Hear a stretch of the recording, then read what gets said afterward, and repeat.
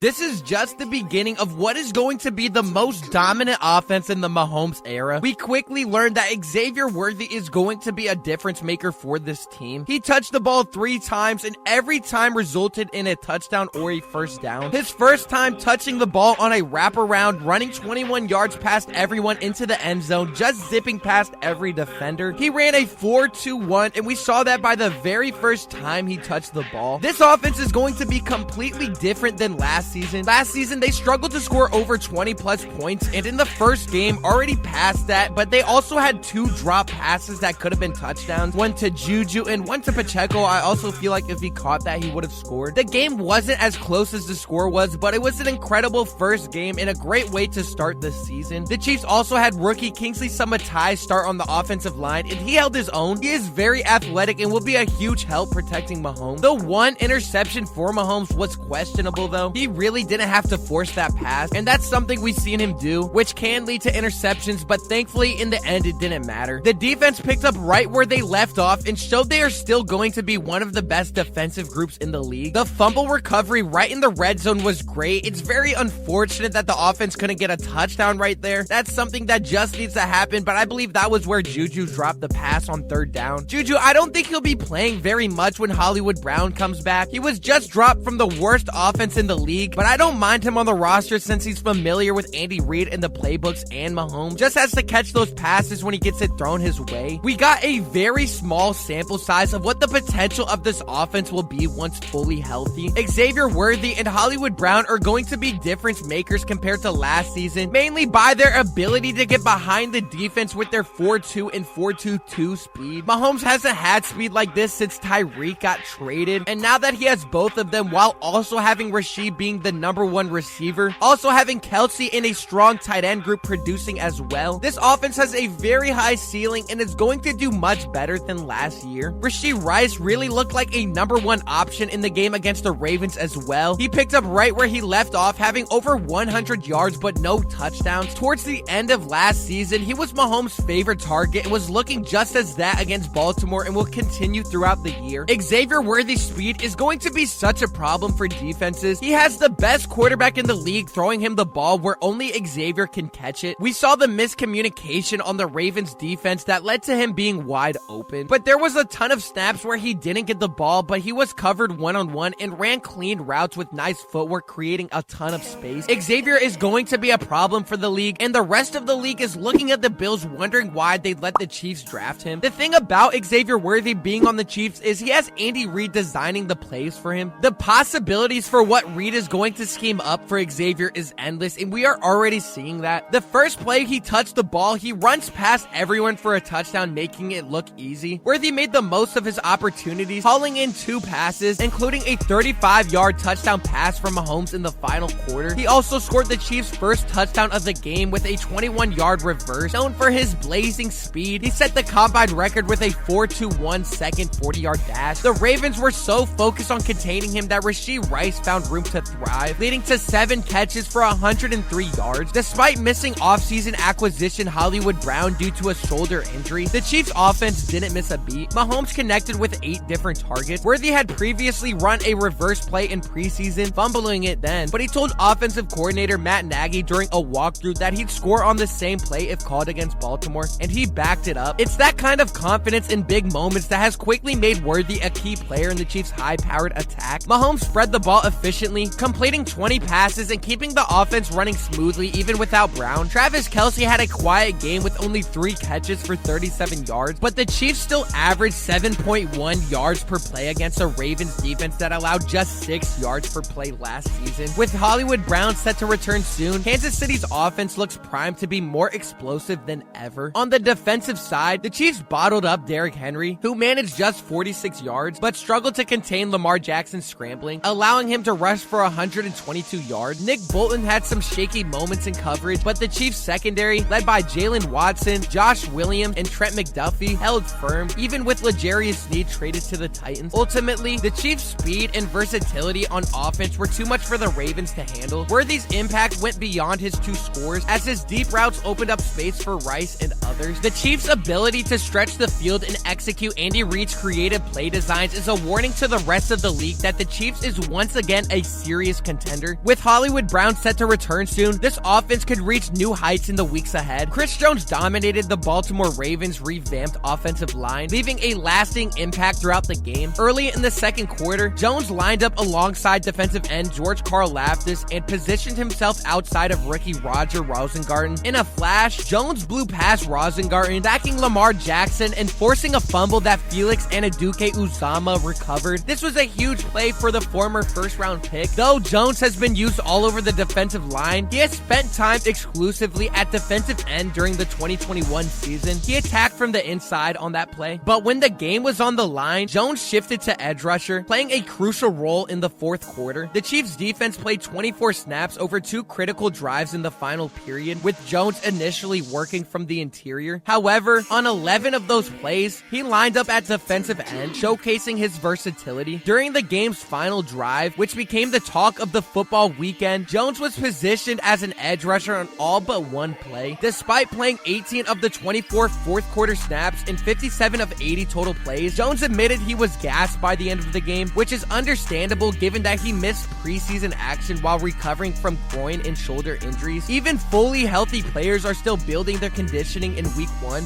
and chasing Lamar Jackson certainly adds to the fatigue. Chris Jones' exhaustion likely contributed to 5'10", 195-pound Ravens running back Justice Hill successfully handling him in a one-on-one blocking situation during the game's final 2 plays. A very surprising mismatch right there, and when I was rewatching the game film, I was so surprised seeing Justice Hill hold his own against Chris Jones. He was making it very difficult for him to get to Lamar, and at one point he almost did on that final play, but thankfully his toe was out of bounds anyways. Lamar Jackson might believe that Isaiah Likely's feet were in bounds and that the Ravens scored a potential game-saving touchdown at the end of regulation, but he's mistaken. The catch, which could have cut the Kansas City Chiefs lead to a single point and set up a dramatic 2-point conversion attempt, was initially ruled a touchdown on the field. However, after a proper review, the call was overturned, ending the NFL's thrilling debut without much controversy. This early rematch of last year's AFC Championship game hinted at the possibility of another late January showdown between these two teams. Jackson was electric with both his arm and leg, while Patrick Mahomes delivered his usual brilliance. And for those who blink, rookie Xavier